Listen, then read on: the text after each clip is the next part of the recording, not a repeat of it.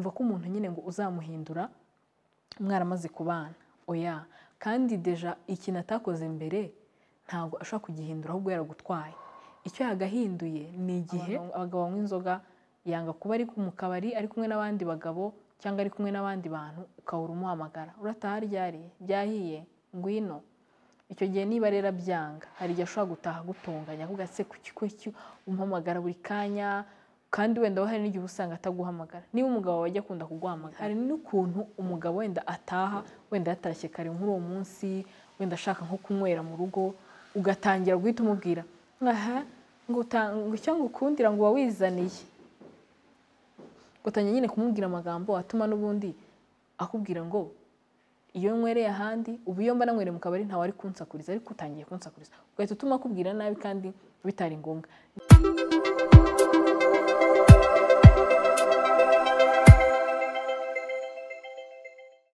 Hey guys, mumeze mute? Nizere ko mumeze neza aho muherereye mu bice bigiye bitandukanye bigize isi. Aba diaspora ndabashuje, abinaha ngaha namwe ndabasuje cyane. Nizere ko mumeze neza. Nkomeje gushimira abantu mukomeje gukora subscribe, mukomeje kuma comment, ndabashimiye cyane. Niba uri mushyashya hano ukore subscribe kugira ngo ibintu bigende bimera neza.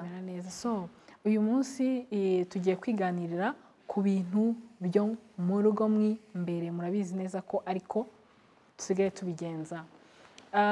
Uyu munsi tugiye kuganira, hari umama wayandikiye muri comment arambwira ngo nzabaganirize ku bantu bafite abagabo banywa inzoga kandi bikaba bibabangamira, ngo ni gute nyine babana nabo neza, nyine babana n'abagabo babo neza. Urumva ni baba binyandikiye, ariko hari abantu benshi ubwo ngubwo baba bagiye nabo kumviraho. So ikintu rero ngewe mbere na mbere navuga, ikintu cya mbere ugomba kureba, ese umugabo wawe yanyweye inzoga mbere yuko mubana, nyine yarazinywaga mukundana, yarazinywaga. Icya kabiri, niba yarazinywaga ikikubangamira, wowe ubwo niwe uri buze kunsubiza muri comment, ikikubangamira ni uko yazongereye cyangwa ni uko yakomeje kuzinywa mwarabanye. Ikintu cya mbere ugomba kwitaho, utagomba no kubuza umuntu, ni uko niba umuntu mwarabanye anywa inzoga, biragoye ko uzamubwira ngo azireke kandi mwarakundanye azinywa ubizi. Kubera ko hari ikintu abadamu tujya twibeshyaho, ukumva ko umuntu nyine ngo uzamuhindura mwaramaze kubana oya, kandi deja ikintu atakoze mbere ntabwo ashobora kugihindura ahubwo yaragutwaye. Icyo yagahinduye ni igihe muba mutarabana, ko abakiri muri bya ngo amareshya amageni, abakiri kugutereta, aba afite ibintu byinshi akigushakaho, nyine urumviye umuntu ari gutereta, hari ibintu byinshi yigomwa. Rero niba icyo gihe yaranywaga ubizi neza ko mwakundanaga, rero mubanye ntabwo azazigabanya, ahubwo noneho hari n'igihe azongera kuruta uko yazinywaga. Hari nk'ukuntu wenda umwereka ko udakunda nyinshi muri iyo minsi mukundana, akanywa gakeya, noneho mwabana ahubwo akazikabya. Rero ikintu ukwiye gukora ni iki? Icya mbere na mbere, ntabwo ukwiye kumubuza ngo reka inzoga, ntabwo byakunda. Ubu uri no kumubangamira, aho ngaho muzatangira kugirana amakimbirane, akubwire ko umubangamiye, rimwe na rimwe nagucyura akubwire se ko nazinywaga kutazimbuzaga, ubu nibwo ubonye ko ugomba kuzimbuza, kandi koko nawe nureba urasanga ari byo. Gute se ugiye kuzimubuza kandi mwarakundanye yarazinywaga? So rero ikintu cya mbere ugomba gukora, ugomba kureba ikintu byangiza iyo yazinyweye. Ese iyo yanyweye inzoga yitwara gute? Nibaza akagutuka, nibaza mukavugana nabi, birashoboka ko wenda wabonaga ko azinywa mutarabana, wenda atagira amahane ko umuntu umumenyera uko mwabanye, ko buri umuntu mutabanye ntabwo ushobora kumumenya. Noneho rero iyo wenda hari utundi tuntu uri kugenda ubona akora dutewe n'inzoga mu buzima busanzwe atajya abikora iyo atanyweye, icyo gihe nawe wiga kubana nabyo. Tuvuge n'urugero, abagabo banywa inzoga, yanga kuba ari mu kabari ari kumwe n'abandi bagabo cyangwa ari kumwe n'abandi bantu ukahora umuhamagara, urataha ryari, byahiye, ngwino. Icyo gihe niba rero byanga, hari igihe ashobora gutaha gutonganya avuga se kuki umuhamagara buri kanya, kandi wenda hari n'igihe usanga ataguhamagara. Niba umugabo wawe ajya akunda kuguhamagara, nawe ujye umuhamagara. Niba rero adakunda kuguhamagara, muri icyo gihe wenda nawe gerageza ahubwo ushaka ikindi kintu kizajya gituma agerageza gutaha kare. Swati hari umugabo ushobora kongera inzoga kubera ko n'ubundi yari mu rugo umutera stress. Stress mvuga nizi, hari ukuntu umugabo aba ari mu rugo ukajya kubona ukabona abana bararira ntawe ubahoza, cyangwa se yaba aje wenda agiye nko kureba umupira, bya bindi ko abagabo benshi bakunda kurebera umupira hanze kubera ko mu rugo ntabwo aba yisanzuye, kandi ikindi hari n'igihe abadamu twe tuba tudakunda imipira akajya kuwurebera aho ngaho. Noneho wenda mu gihe yavuze ngo reka ndebere umupira mu rugo agasanga nabo ubwabo nta kintu yakoze.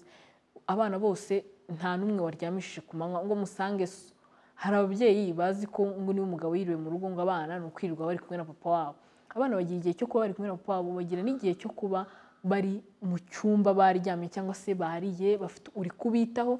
Niba nawe afite ibintu ari kureba nyine ari concentré nabyo, ugomba kumuha umwanya akabireba. N'igihe ushobora kubwira abana ati papa ari kureba umupira muze tube turi kumwe, keretse iyo umwana iyo papa wamvuze ati bareke nta kibazo, ariko mu gihe uzi neza ko bimubangamira bimudisturbing yari concentré n'ikintu runaka, uba ugomba kumuha uwo mwanya. Ikindi hari n'ukuntu umugabo wenda ataha, wenda yatashye kare nk'uwo munsi, wenda ashaka nko kunywera mu rugo, ugatangira guhita umubwira ngo cyangwa ukundira ngo wawizaniye, ugatangira nyine kumubwira amagambo atuma n'ubundi akubwira ngo iyo nkwereye ahandi, ubu iyo mba nanywere mu kabari ntawe ari kunsakuriza, ariko utangiye kunsakuriza ugahita utuma akubwira nabi kandi bitari ngombwa. Niba ese iyo anywereye mu rugo umuha akanya wenda akanywa, ukamuganiriza mukaba muri kumwe, ukamugaburira saa sita niba zigeze, ukamwitaho nyine akabona kuryama, amazi yo koga akaba hari, nyine afite impamvu ituma agomba kuba ari mu rugo. Cyangwa niyo ari mu rugo ababona n'ubundi birutwa nuko aba ari hanze. Icyo nicyo kintu cya mbere ugomba kwibandaho. Ikindi hari umugabo unywa akiyenza, akaba yataha yaba avuye wenda nko muri gahunda ziwe, agataha akaza yiyenja nyine wibona ko nawe yiyenjeje. Rero ikintu ukwiye gukora, kubera ko ubizi ko yanyweye inzoga, ugomba kumenya ko ibyo bintu ari kubikoreshwa n'inzoga atari kubikora kubwe. Rero niba ubizi neza ko ari inzoga zabimuteye, gerageza wihangane. Niba hari ikintu uzi gishobora gutuma uba bizi utamustressa, tuvuge n'urugero ngewe iyo nabaga ntashaka wenda ahubwo hamagara umuntu, nge nkunda n'umuntu utabona ko namushatse cyane kuruta uko we anshatse. Icyo kintu nacyo ugomba kukiga. Iyo weretse umuntu cyane ko please umuhamagara, please atinda muri ako kabari, niba uri kumwereka ko saa 5 uracyari kumuhamagara ngo atahe, deja yamaze kubona ko uramukeneye, uracyanaakanuye, nta nubwo uraryama, ubu ubwawe uramutegereje. Ikintu ugomba kumenya ahubwo we babize, niba ari indirimbo wumva indirimbo zawe, niba hari ibintu ushobora no kuba uri kuzinga n'imyenda utarazinga kugira ngo ejo uzabe wicara umeze neza cyangwa uzinduka ujya ku kazi umeze neza, ushobora gufata amashati yiwe wenda ukayatera kugira ngo ushake ikintu kikugira bize, kugira ngo umwanya uruze gutekereza ko yatinze uba ufite ibintu biguhugisha. Impamvu abadamu benshi bakunda guhamagara abagabo, hari impamvu akenshi ntabwo baba bafite ibintu bituma baba bize. Iyo uri bize ntabwo uhamagara. Umudamu iyo akora, tuvuge n'urugero ufite akazi, ugiye mu kazi utashye saa 12, saa 12 ufite abana ugomba kwitaho, saa 1 wenda urajya muri dushe n'urugero, nuva muri dushe wenda urahita woza wenda abana, ko wenda utashye wabahaye imbuto, warebye ko abana bameze neza, saa 12 wenda wogeje abana, nawe ugiye koga n'urugero. Niba uvuye koga urareba ibindi bintu bitagenze neza, urareba ko ibiryo umukozi yabigenje neza, niba hari ibyo atarateka uvuga tudushyimbo n'ibyo twitekera n'urugero, kugira ngo ushake ikintu nyine kikugira bize. Niba ufite YouTube, ushobora kuba ufite YouTube ukaba uri kuyireba, ushobora nawe ubwawe no kumusaba ukamubwira ati noneho ujye ungurira internet n'urugero, niba mufite ubwo bushobozi, kugira ngo ujye uba bize ushake ikintu bigusaba. Biragusaba kwishakamo uhuga, kuba uhuze kuruta kumutekerezaho cyane. Apana kumva ko ikindi kintu, impamvu ubona ko umuntu yatinze iyo ari we utegerereje cyane. Tuvuge n'urugero, umuntu ataha saa 11 urabizi saa 12 cyangwa saa 1, niba saa 1 yatashye ukumva ko saa 1:15 agomba guhita aza, deja mu mutwe wawe wamaze kwimagina ko uwo muntu yatinze gutaha, kandi ntabwo yatinze, ahubwo yavuye mu kazi yicaranye n'abandi bagabo, nturanamuha n'umwanya wo guca mu nzira n'umwanya w'imodoka igihe iri bugende, niba afite imodoka cyangwa se niba ari moto yateze imugeza aho hantu, uwo mwanya ntabwo washizemo, uri kwimagina ko gusa yavuye ku kazi. Usigiye wavire ku kazi, ukigiye n'icyo utahiye hari amagambo ukwiye kujya ureka. Ikindi niba atashye hari amagambo nyine ukwiye kwirengagiza kumubwira ko iyo umubwiye yanyweye ntabwo abyumva. Ukwiye gutegereza niba wenda ejo ari weekend ukamubwira ko ushaka ko muganira. Niya communication duhora tuvuga, iyo utaganira n'umuntu nta kintu na kimwe mushobora kugeraho.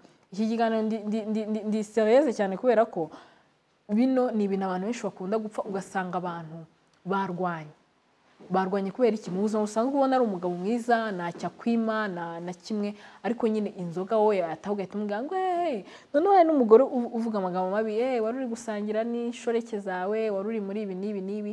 Ibyo ngibyo bibwiye umugabo biramubabaza ku buryo none ushobora no gutuma ahubwo azajya agenda avuga akazijyamo, kubera ko n'ubundi ntabwo umwizeye. Hari abagabo bakunda kunywa inzoga nta bindi bintu, akinywera icupa rye yamara kunywa agataha. Rero iyo atashye jya umwerera imbuto, ugerageze. Biragoye, ntabwo mvuze ko ari ibintu biba byoroshye, biragoye. Hari igihe umukumbuye ariko mubwire ko umukumbura kuruta uko umubwira ko ari kumwe n'inshoreke. Niba atashye cyangwa se nawe ushobora kumwandikira message utanamuhamagara kumwandikira ndagukumbuye, ndashaka ko uyu munsi uza kare tugasangira n'urugero. Yakubwira ko bidakunda ukabyubaha, yakubwira ko bikunda nabyo bari byiza. Mu gihe rero wamubwiye ko umushaka muri ako kanya, nawe ugakora mu moyens possible zose zituma abona ko uwo mwanya wamuhaye ko umushaka atari uwo kumuzana mu kavuyo. Asanze mu nzu ngo nibwo mugiye ngo guteka, umugabo aratashye agiye kurya saa sita z'ijoro, n'ubundi urugiye kumubyutsa mu buriri cyangwa yibereye mu cyumba kwa ko arabizi kuri mu guteka cyajagaraye. Making sure ko niba umuhamagaye umushaka, nyine uwo mwanya wamushakiye umuhe.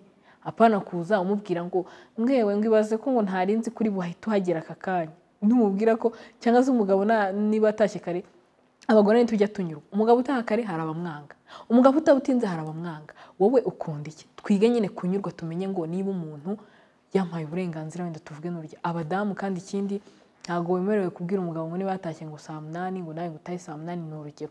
Kandi ikindi ntago umugabo gutaha ijoro byo ntago ari ibintu nashyigikira. Umugabo wawe niba hari amasaha mugomba kwiha yo kutarenza gutaha, njye nk'ubu nkanjye nanga umugabo rwose warara hanze, nanga n'umugabo wataha ijoro. Nanga umugabo nyine hari amasaha mba numva nyine ayo masaha ari ay'abajura, ari ay'ibirara, nyine ari ay'abantu badasobanutse. Umugabo rero serious, uzi ikintu ashakaho, uzi intego y'urugo rwe, ntagarara mu kabari.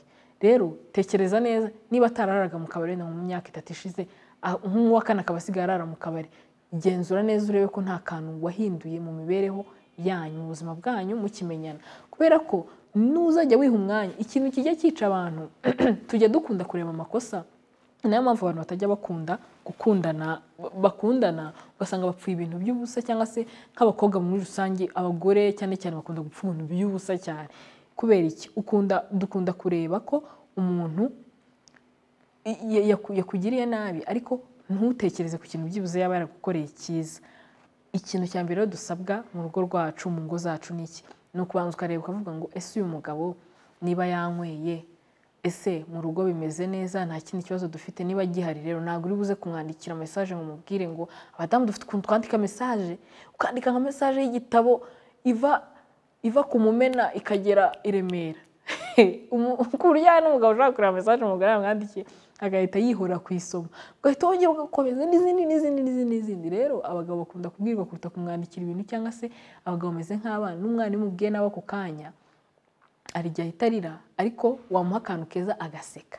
Rero umugabo umufate muri iyo sense. Iyo umugabo agukunda nta kindi kibazo mufitanye, ntukirirwe umucyurira kumubwira amagambo mabi. Niba hari nk'ikintu wenda yakoze, tuvuge n'urugero wenda wigeze kubona nka message umuntu yamwandikiye, ukajya uyimucyurira uyimubwira, ntabwo ari byiza. Ahubwo ukwiye kumwerera imbuto, ukamwereka ko iyo message atakwiye kuzongera kwimwandikira n'urugero. Nyine nawe ukamwerera imbuto. Biragoye kubera ko nta nubwo wabaho utarakara, ukwiye kurakara mu gihe warakaye.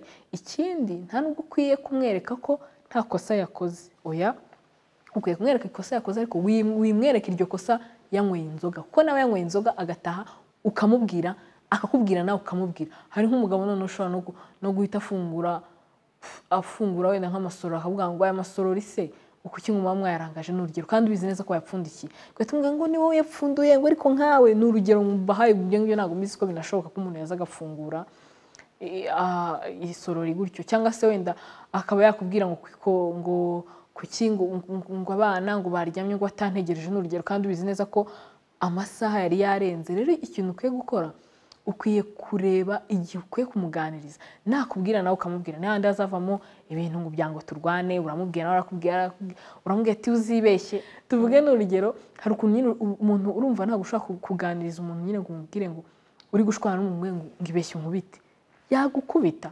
Abadamu benshi ibyo ni uko tujye tubivugaho, wenda ugasanga ngo umugabo ngo yarankubise ngo niyo mpamvu ngo nahise mva mu rugo.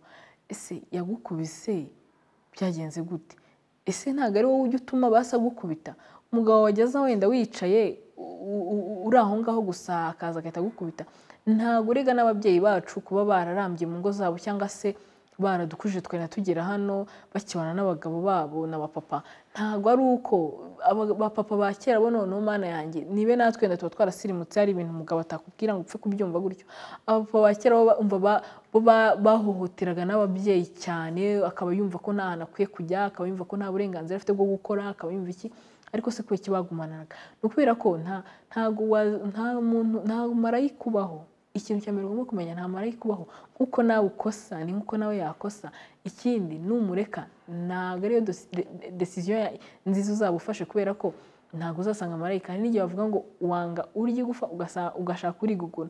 Hari igihe ushaka kumureka ugasanga ubonye noneho wa wundi uwagukubitaga urucyuka, ugasanga noneho ubonye ukuniga. Ntabwo nshyigikiye ko umuntu akwiye kugukubita, oya. Ahubwo ni urugero rwo kukubwira ngo ihangane utazatuma gukubita kandi atari byo bintu bimurimo, kuko numubwira ngo nkubita azagukubita, byo ni itegeko.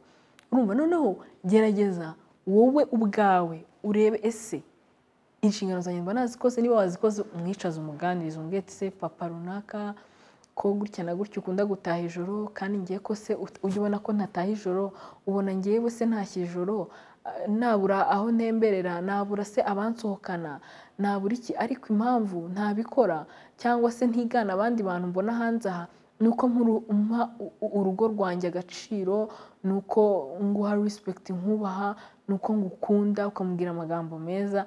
Nawe nta muntu ujya wanga umuntu umubwira amagambo meza, ni mugenzi w'Imana. Iyo ubwiye umuntu neza, nawe ubwe aricara akisuzuma. Cyangwa se n'urugero yatashye wenda yanyweye, n'urugero urabyutse uvuga ngo nta nubwo uri buteke kubera ko ngo yatashye ngo yanyweye, ngo n'amafaranga ngo yateretse aho ngaho ngo aze kuyasanga aho ngaho, n'urugero. Cyangwa se niba wari usanzwe umutekera wenda boyiro mu gitondo bisanzwe, ngo nubwo yanyweye ngo nta kintu uri bukore, ahubwo wowe mwerera imbuto naho kaboyiro ukamuhe, uhita unamuganiza muri icyo gihe. Namara kunywa kaboyiro umuganiza, umwete sheri uratinda gutaha kandi birambangamira. Nibyo bintu bya mbere bimbangamira muri uru rugo. Jya umubwira. Apana b'abadamu, hari abadamu abagabo baba barakanze cyane, nanone ntabwo ari byo. Umugabo nyine yarakugize nk'umuntu mudakwiye kuganira, mudakwiye gushira hamwe, ntabwo ibyo ngibyo byari byo. Ntukemere ko kandi ikintu utangiye weretse umuntu mu kubana kwanyu mugitangira, niko akomeza kugenda. Niba watangiye umwereka ko gutaha ijoro nta kibazo, azataha ijoro yongezeho. Ahubwo mu gihe mukibana cyangwa se mukundana, tangira umwereka ibintu uwanga mbere abimenye. Bikwangire mutarabana. Ubu turi kuvugana n'ababanye. Niba rero hari ibyo wamweretse ko nta kibazo, ahubwo gerageza umwereke ko niba wari uzi ko ataha saa 5 nizo wari uzi, umwete sheri njye ntabwo wigeze unyereka ko wataga saa 8. Ibi ntabwo njye mbishaka, ntabwo mbikeneye, ntabwo ari byo. Ni iki kintu gituma utaha saa 8? Ese ntabwo waganiriye n'abantu? Ushobora kumuganiriza wese, niba wuvuye ku kazi saa 1 ukaganira n'abantu kugeza saa 5 ntabwo waganira, kugeza saa 4 ntabwo waganira, kugeza saa 3 ntabwo waganira. N'urugero bitewe n'amasaha wowe, bitewe n'uko umugabo wawe nyine arenzaho amasaha, bitewe n'ayo uzi. Ni wowe uzi umugabo wawe, ko njye ntabwo muzi.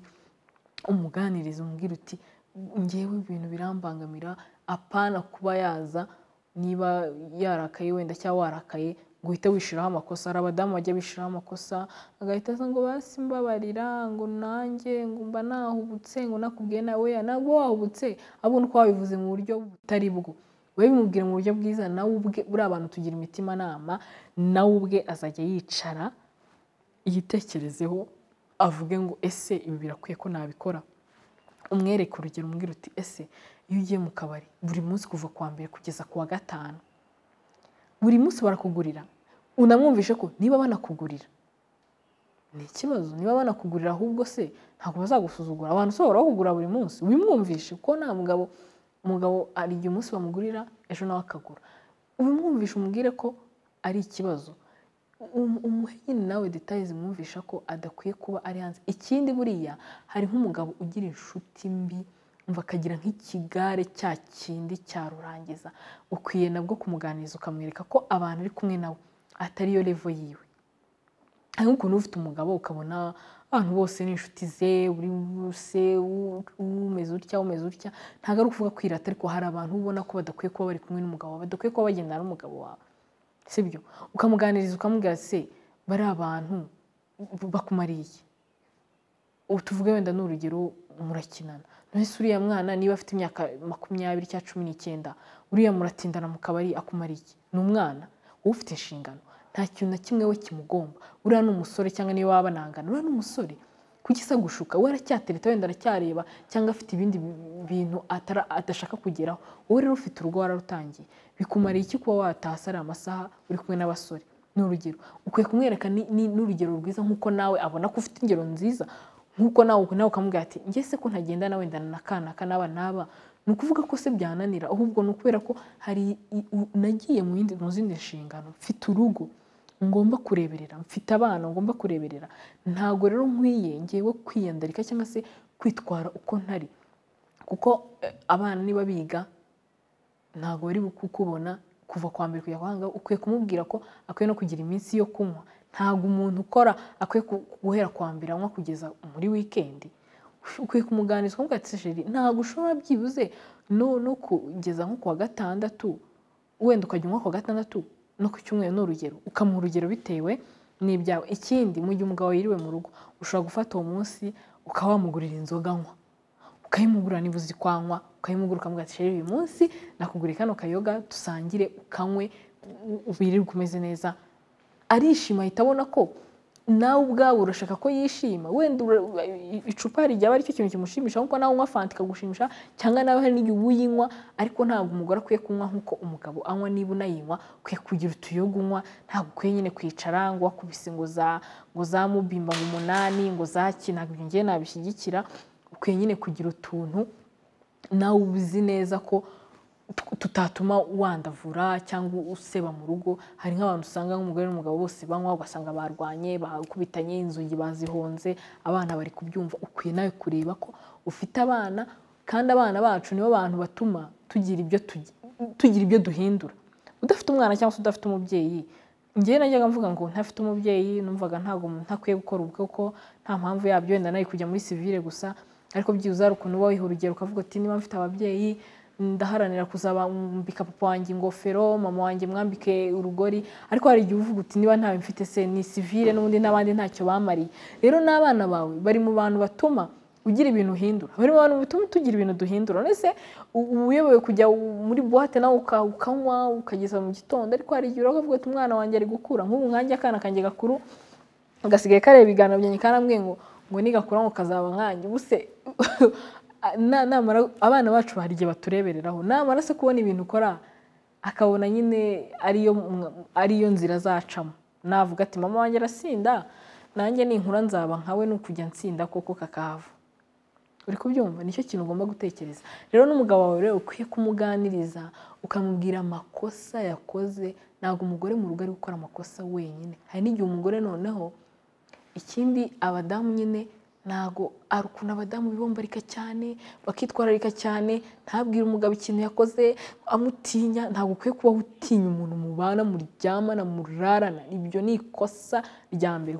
Umuntu wese unamweretse ko umutinya nawe araguhabura nyine, aragukanga, akwereka ko nta kintu uvuze. Ibintu byose ukwiye kugera igihe nyine ukamwereka ikosa yakoze, ukamwereka ko hari ibintu yatandukiriye. Niba yatandukiriye mubwire ko yatandukiriye, abyumve ko yatandukiriye, uko yabifata kose, ariko ubimubwire wowe mu buryo bwiza. Ikosa rya mbere ntukamubwire amakosa yiwe yanyweye muri uwo mwanya, cyangwa se ngo nibaje ngo muryame ngo uhite utangira. Niba nakubwiye ngo umupfumbate, jya wemera umupfumbate ntacyo yanyweye, ko mwakundanye ubizi neza. Keretse umuntu buriya ibintu bigoye ni umuntu ngo wazinyweye inyuma, nabwo ukwiye kumuganiriza ukamubaza impamvu yazinyweye. Kandi ikindi nawe ukwiye kureba ko atari wowe watumye ajya kuzinywa, utari wowe watumye ajya kubona ko ibyishimo bye biri mu nzoga.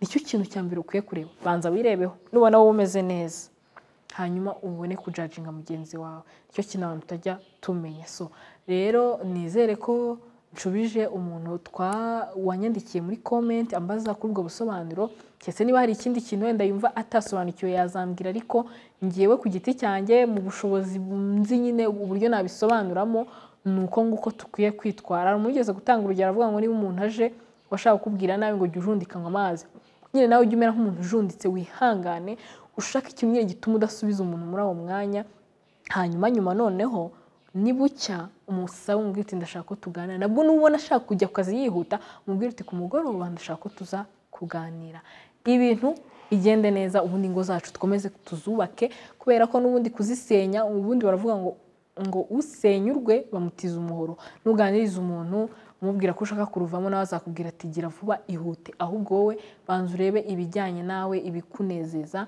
ngo bizagenda neza ukabaho wishimye mu rugo rwawe. So nizere ko mumeze neza, njye mwavuganaga nawe ni Clarisse kuri Clara TV Show. Nizere ko mukomeze gukora subscribe, comment and share. Ndabakunda cyane, niba uri mushyashya kanda kuri ako kazogera. Bye bye.